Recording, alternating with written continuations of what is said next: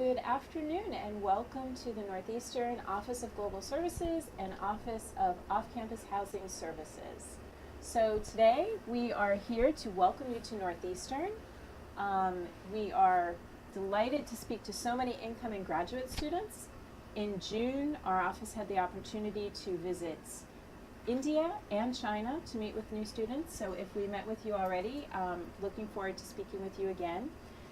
So the purpose of today's presentation is to spend some time talking about your arrival as well as your living situation once you arrive to Northeastern. We are also joined today from representatives from the Chinese Student and Scholar Association. So if people have questions in Chinese as well, you may post them and they will respond to them separately. So let's get started. If you do have questions, you can type them in the chat box and we will look at them and get to them throughout the presentation.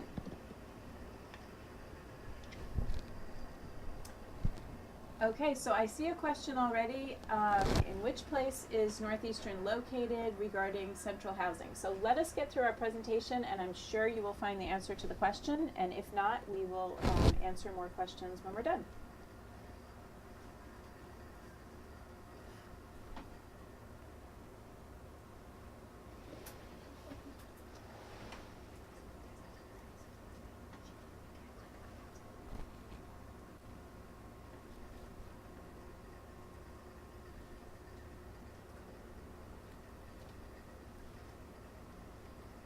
Okay, so things to consider. We are going to be talking about three things right now. So cultural adaptation, campus communication, and F1 visa and arrival. So your F1 visa and arrival, we'll start with the last one first. Actually, we'll start with the first one, cultural adaptation. So there are lots of things that you will want to consider coming to Northeastern. Boston, as many of you should already know, is in the Northeast. So we have 4 seasons. That's a nice picture of fall on the left when the leaves are turning.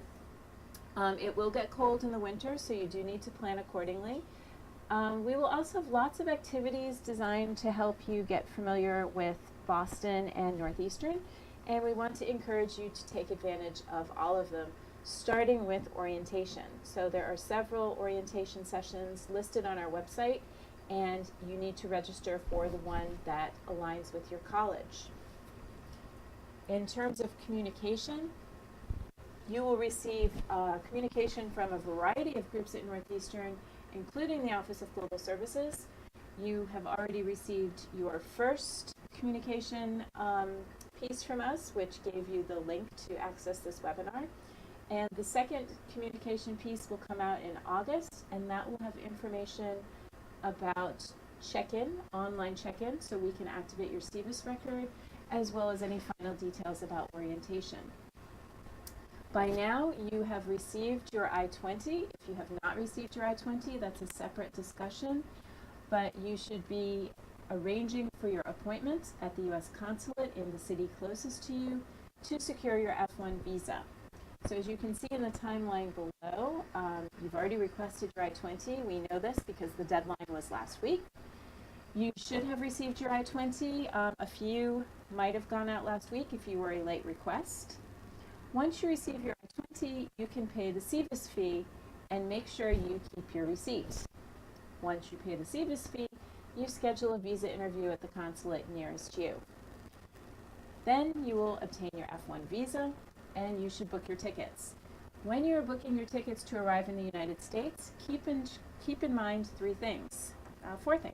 The first is you may arrive up to 30 days before the start of your program. Your program start date is listed on your I-20. You need to be at Northeastern for your department orientation, as well as one of the several Office of Global Services international student orientation. The next thing to remember is that Boston is a very busy city with many world-class universities. This means that there are many graduate students who are also looking for housing at this time. So we advise you to arrive as early as possible in order to secure appropriate housing. We'll talk a little bit more about housing in a few minutes.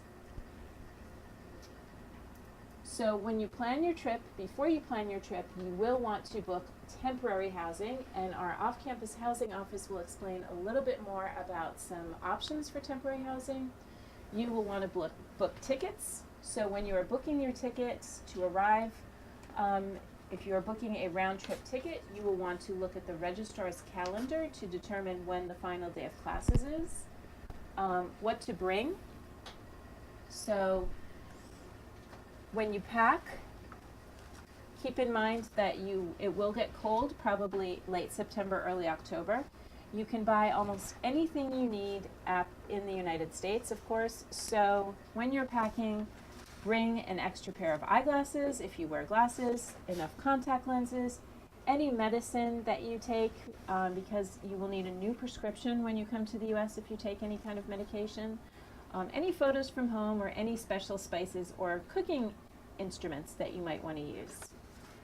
We've already talked about the visa, and then U.S. Customs. So when you arrive to Logan Airport, and we strongly suggest arriving to Logan Airport because they're very friendly, you'll come through, you'll pick up your luggage, and then you will go you'll go outside where there are large numbers of taxis available to take you anywhere you want to go. On the 27th, 28th, and 29th of August, the Office of Global Services offers an airport pickup for students. However, the destination is only Northeastern campus, so if you are not living in on-campus housing, this is probably not the best option for you.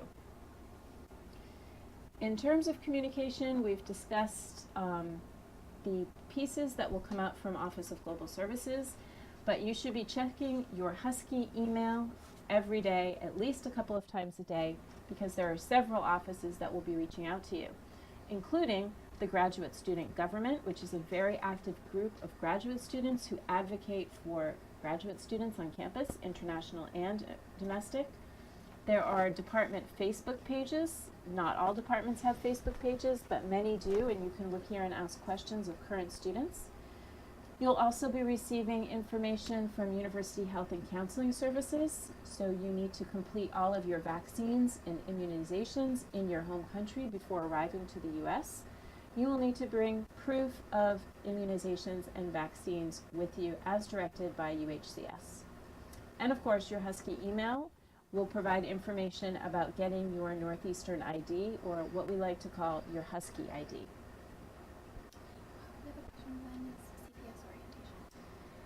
When is CPS orientation? So all of the orientation dates will be posted on the website. And when can they register for classes? And when, okay, registration. So your department will provide you with information on registration. Most of the registration is done during the department orientation. So if you have not received instructions on registration, do not worry about it, because they will do that with you during your department orientation. Is living in Boston expensive? So we'll talk about living in Boston. What's our next slide here? Okay, so almost at the housing component, which we know is the most fun. When you arrive, a few things to do. So the check-in. We have two kinds of check-in at Northeastern. So the first one is through your Husky portal, so your MyNEU, and you must complete the I Am Here. It's a very simple process. You will receive an email instructing you to go into your Husky, your MyNEU self-service tab. Secondly, you will receive an email in August from the OGS, Office of Global Services, with instructions on how to complete the online check-in. We will require a phone number from you at this time. This process will allow us to activate your CVIS record to let the federal government know that you are here and your visa becomes active. Orientation. Please make sure that you have your orientation schedule, department, and Office of Global Services. At the Office of Global Services orientation session, we will provide information on getting your Husky ID. You do not need to upload a photo before arriving. You can have your photo taken in the United States. As I mentioned, shopping for any essentials, so any medication you take, eyeglasses or contact lenses or anything from home that you absolutely cannot live without. Setting up a bank account and a U.S. phone number is something that the Office of Global Services can assist you with. So the last 2.5 to 3 weeks of August in L410, we will have a room available with information on bank accounts, phone numbers, as well as current students who are available to assist you with any questions you have when you arrive to Boston. Okay, so a final reminder, register for orientation, look for emails from OGS, and complete the UHCS health report before you arrive. Now, the moment you've all been waiting for, information on where you are going to live.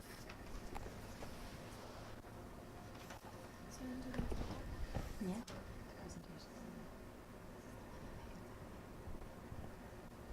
Hello everybody, this is Rebecca Regan. I am the Director of Off-Campus Student Services. I guess give us 1 second while we pull up my slides, but I just want to introduce myself. We have a lovely office in the Curry Student Center, and it's myself who's the director, as well as a woman by the name of Mallory Perna, who is the assistant director, and we have some really great student staff that works in our office. So I'll be going through all of the services that our office has that you can take advantage of, but I do want to absolutely stress to come into our office when you arrive. If you have any questions, concerns, help finding housing, because we can absolutely help you through this process. We know that as an international student coming to the United States, you're not familiar with Boston or the way that the housing system works. So I just want to put you at ease to let you know that we are here to help you with all of your questions and finding housing. So I highly encourage you to come see us and use our services as much as possible, not just when you arrive, but during your time at Northeastern. A lot of times students have concerns, or if something happens with your landlord and you're not sure what your rights are, we can help you navigate that situation. So we're not just here to help you find housing, we're also here to help you find solutions to any problems when you're living off campus. And I'm going to go over that in a lot more detail in a few minutes during the presentation. We have a question, yes. Why don't we see if we have any questions? Do we have any questions coming in over there, gentlemen? No, we're good. Okay, just give us a minute while we pull up the next presentation.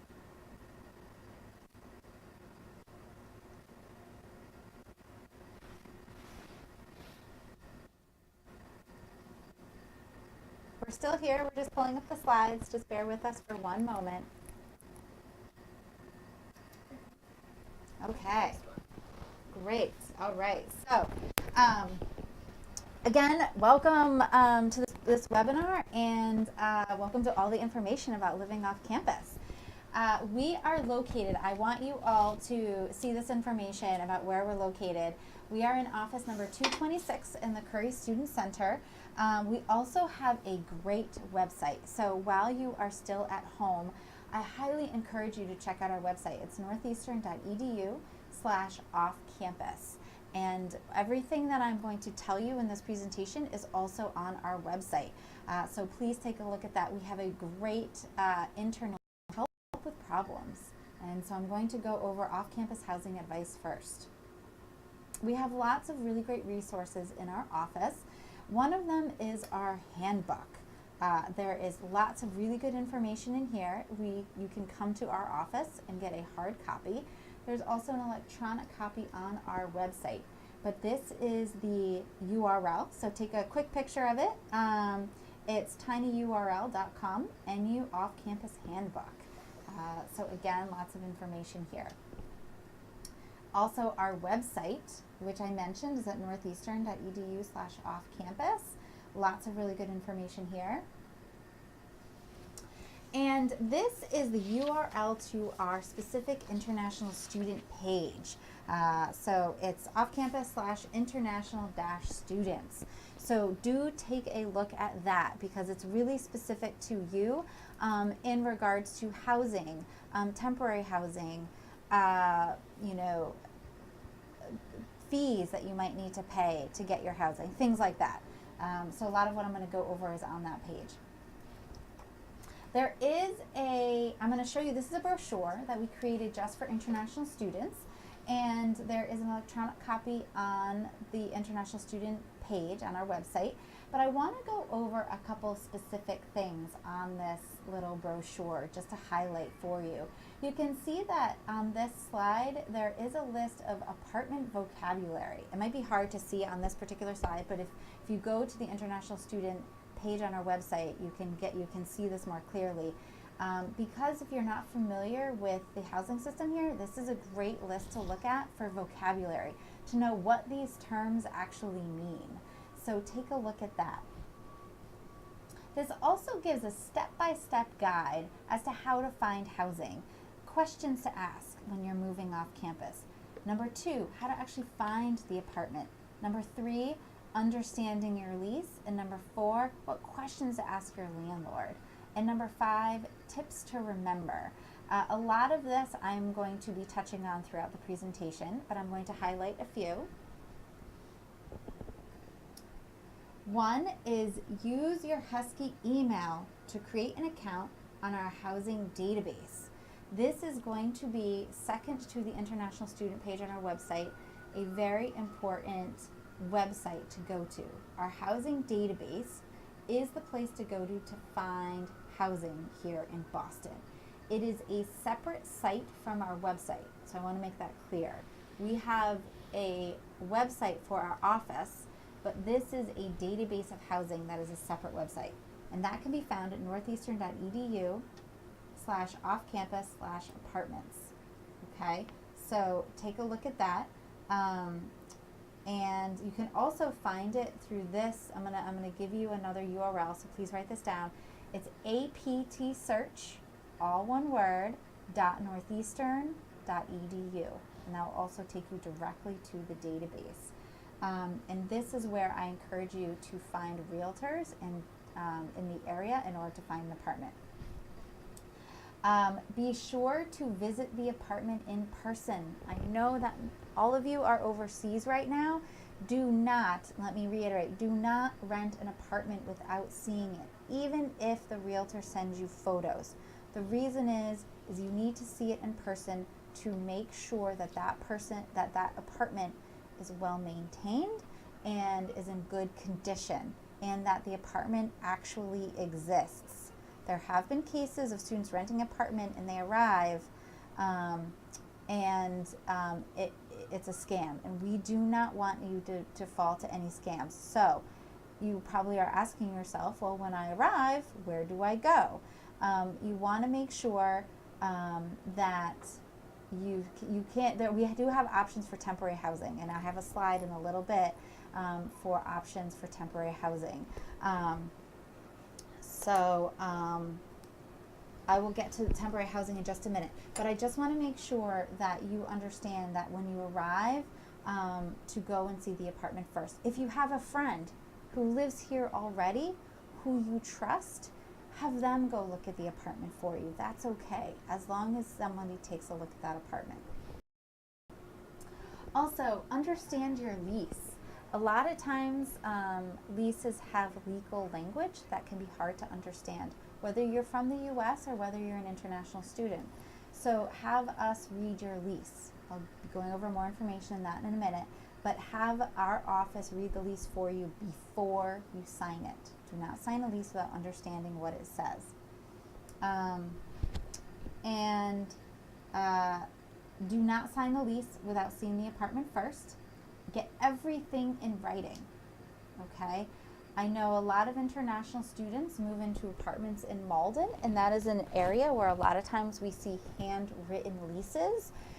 We want to make sure that those leases are legal and that everything is in your best interest. And even if a landlord tells you something verbally, you want to make sure that it's written down. Again, have us read that before you sign it. I want to mention some upfront fees that you're prepared to pay for. These are the only 4 legal fees that you should be asked to pay for. First month's rent, last month's rent, security deposit, which will be returned to you at the end of your lease as long as there are no damages to the apartment, and a realtor fee. As long as it is a licensed realtor, they can charge you a realtor fee of no more than 1 month's rent. If there are any other fees besides those 4 fees, ask what they are, because legally they cannot charge you any additional fees, such as an application fee, a key fee, etc. Okay, so ask us if you have any questions about any additional fees. We're going to go into, I'm going to tell you a little bit about our office.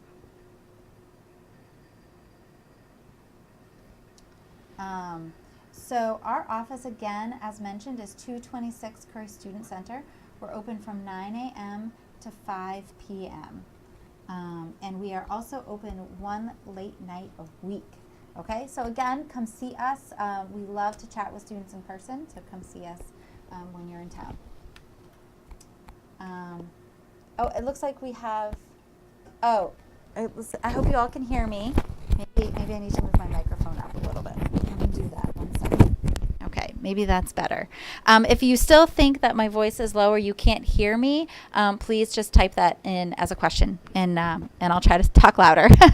Okay, so another resource that we have are community ambassadors. These are student staff members who have been trained by us and who work in our office to help and assist you with your housing search process. And they are peers, which means that they can talk to you about their experiences off campus as a student, which is often very helpful. They also coordinate and lead lots of workshops we have throughout the year and community service projects. So I highly encourage you to get involved with some of the community service projects that we do. A great way to meet people and get involved in your new community.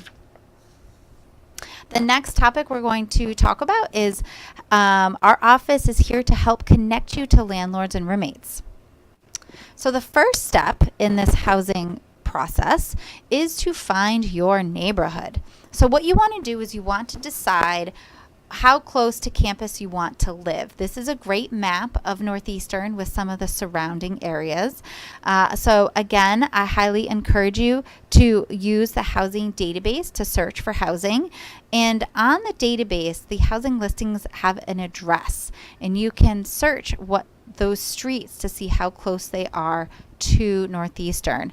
A lot of international students live in what's called the Fenway area, Back Bay, Mission Hill, as well as other areas that students like to commute via the subway system that we have here in Boston. You can also read more about the neighborhoods in the area on our website. So the next step is to find a roommate. So many of you may know people who are already here who are coming, or you may be looking for a roommate because you want to get to know people and may not want to live by yourself. So find a roommate. Decide how many roommates you want to live with. I have a quick question that I just want to, someone asked, is a $75 key lock fee legal? If they are changing the locks, if you have requested the landlord to change the locks, they can charge you a fee for changing those locks. But it is illegal to charge you a fee to give you the key. There might be a key deposit. The difference between a deposit and a fee is you need to pay a deposit. You will get that deposit back at the end of your lease when you give your landlord back the key. So it's more of when you give them back the key, you get your deposit back. But a fee is not legal. Okay, a fee is illegal. Okay, so roommates. Find a good roommate. So decide how many you want, and then find a good roommate who is reliable and communicative. Okay, you want to make sure that whoever you live with pays the rent, is a good roommate, and is considerate. So ask those questions before you decide to live with each other. And know that there is no more than 4 undergraduates can live together in an apartment. Now, all of you are grad students, so that doesn't apply to you, but if you live with other undergrads, just take note of that, that this is a law that more than 4 undergrads cannot live together. Use the online housing database to search for roommates. There is a roommate tab, and you can create a roommate profile for yourself and search for other students who are also looking for roommates. This is very, very helpful.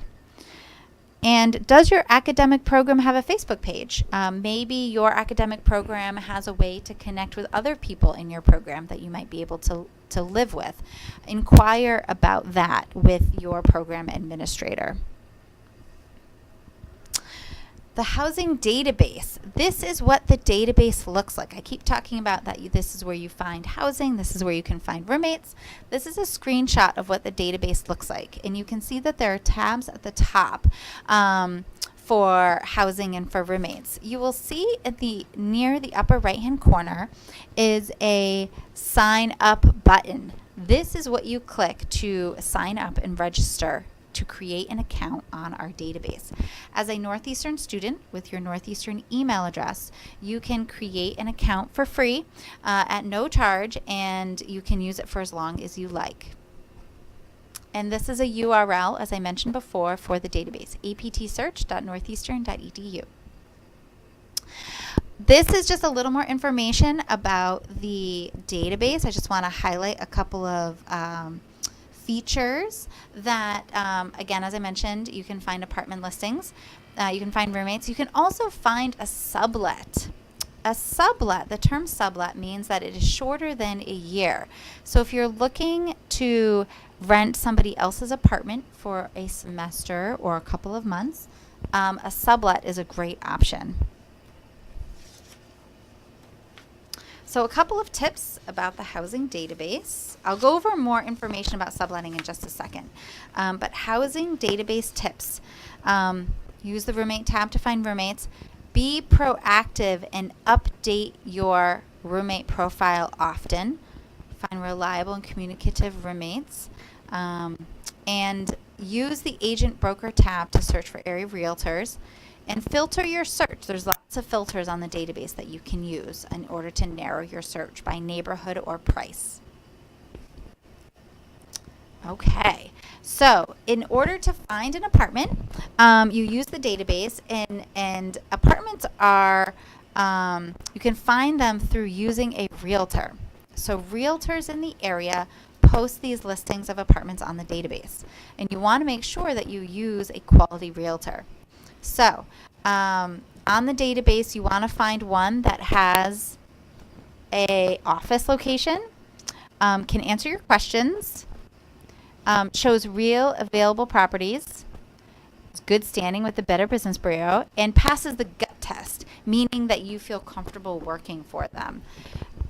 Next year, if you are looking to find a new place for September of 2018, please keep in mind that in February we hold a realtor fair, an apartment fair, where you can come and talk to realtors directly, and this is held in February.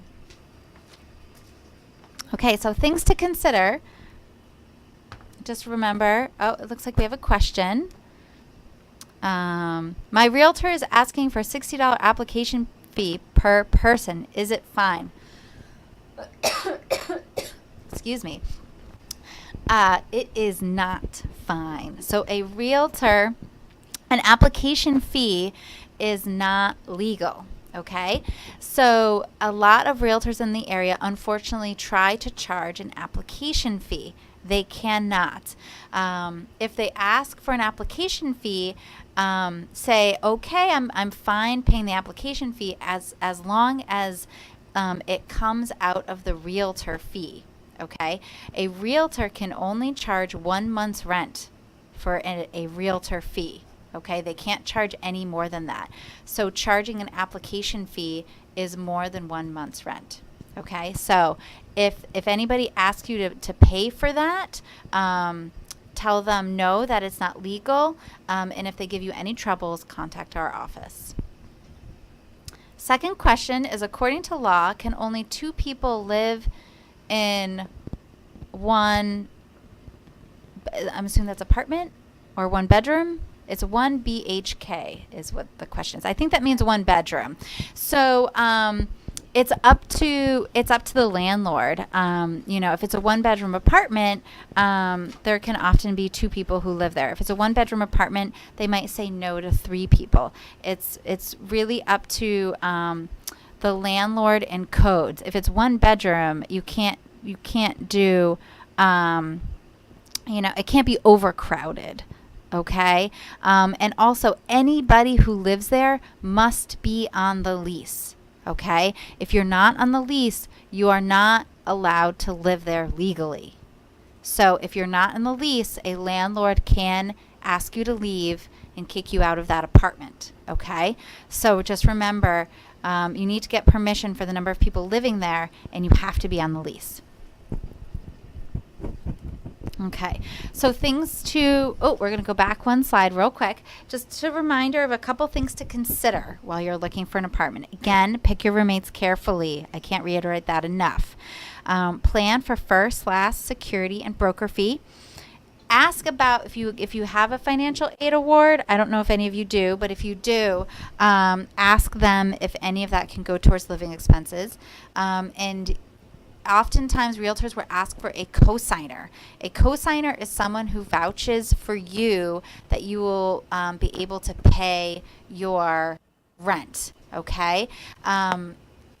Sometimes you might need to provide extra paperwork as an international student. If you have any questions or have any troubles with a realtor about providing a cosigner, come see us and we can help you through that situation.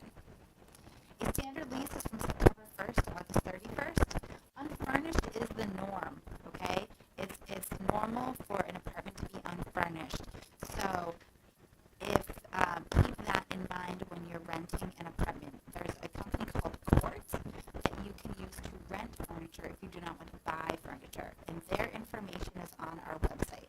There are also furnished apartments in the area that are a bit more expensive than regular apartments, but those are available, and if you're interested in information on furnished apartments, we can provide that for you.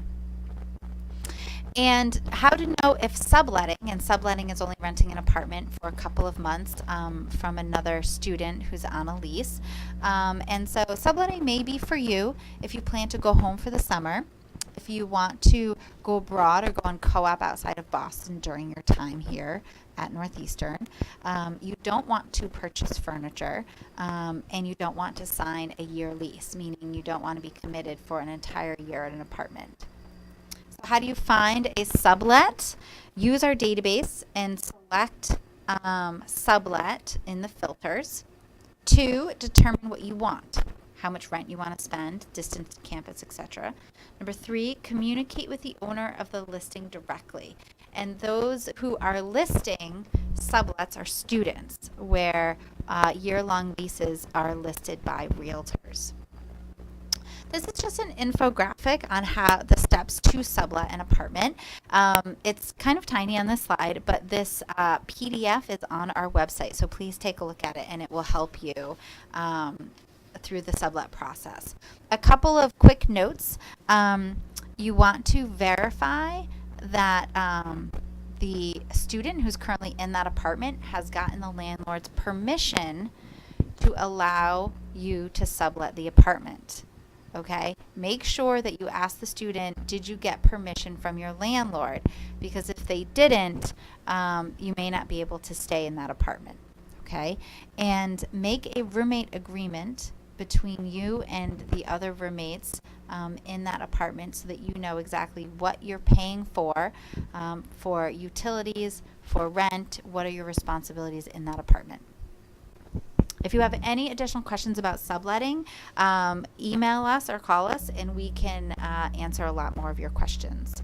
The next topic is Lease Genius. As I mentioned earlier, when you sign a lease, you are committing to all of the information that is in that lease. So you want to make sure that you understand it, and you want us to read it to let you know if there's anything illegal in that lease that you are agreeing to. So you can email it to us, or you can bring it into our office and we can review it for you within 24 hours. The next slide shows a screenshot of a standard lease that you will see here in Boston. This is a standard lease. It's many more pages, but this is just the first one. The top part you'll want to make sure is filled out with all of your information and the apartment's information. Have us review this lease, especially if there are additional clauses written by the landlord. If your lease looks different from this, absolutely send it to us so that we can review it, because I want to make sure that that lease that your landlord has created is legal. Next topic is help with problems. I want to go over a couple of common issues that students face, so that you are aware of them before you arrive, so that you know what to do. Scam alert. I want to make sure that none of you are affected by scams that are sometimes targeted towards international students. 1, only work with people and realtors you can meet in person. If someone is trying to rent you an apartment and they refuse to meet with you, that is a red flag. Do not do that. Never rent a place you can't view in advance. Okay? If you want to rent an apartment before you arrive, you make sure that you have someone here in the United States that you trust who can look at that apartment for you. Never make payments in the form of cash or MoneyGram, because it cannot be traced. If you pay in cash, your landlord can claim that they never received it, and you could be on the hook for paying more money. So always, always pay by check or by account transfer. Okay? If it feels wrong, it probably is. So if you are unsure about a situation, or you don't think that your landlord is being truthful with you, or the realtor is not being truthful, ask us and we can tell you if that is something that is illegal or just not in your best interest. And lastly, use our database to find realtors. We have determined which realtors in the area are good to our students and which are not. So those that are allowed on our database are those that have been good to our students. Temporary housing. I mentioned this a few minutes ago, that if you are supposed to look at an apartment before you arrive, where do you stay when you get here? Well, that's where temporary housing comes in. So go to this page on our website, northeastern.edu/offcampus/temporary-housing. On this website is information about hostels in the area, homestays, if you're interested in staying with a family in the area, as well as dormitory style apartments and weekly or monthly apartment rentals, and usually they're all furnished. So if you're looking for a place for a couple of days, a couple of weeks, or even a month when you first get here, while you do your apartment search process, secure one of these places to stay from home. So do it from home so that you have a place to stay when you arrive, and then you can look for an apartment when you arrive.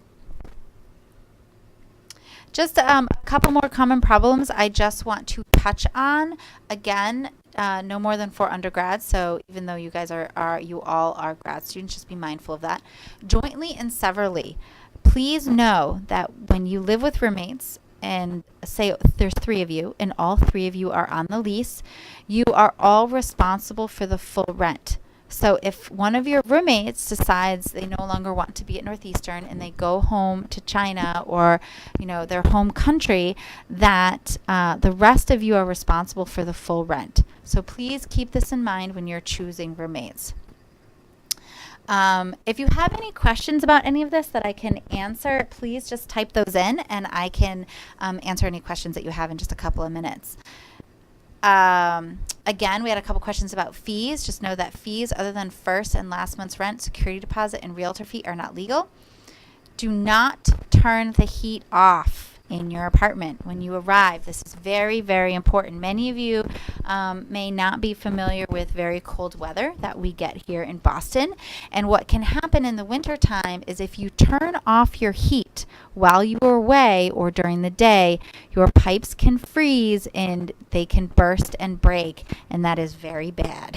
So please, if you leave for break or even for a weekend or even for the day, never turn the heat below 64 degrees ever, because it could be very bad for the pipes in the apartment.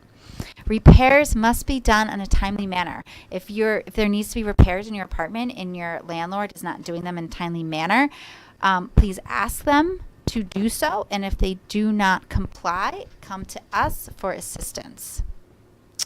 You must abide by all legal terms in your lease. So everything, the things that are in your lease, you are signing and agreeing to, and you must abide by them, which is, again, another reason why it's very important to have us read it so we can explain clauses to you so that you understand exactly what you need to do while you're living in that apartment. And you have the right to a clean and sanitary apartment.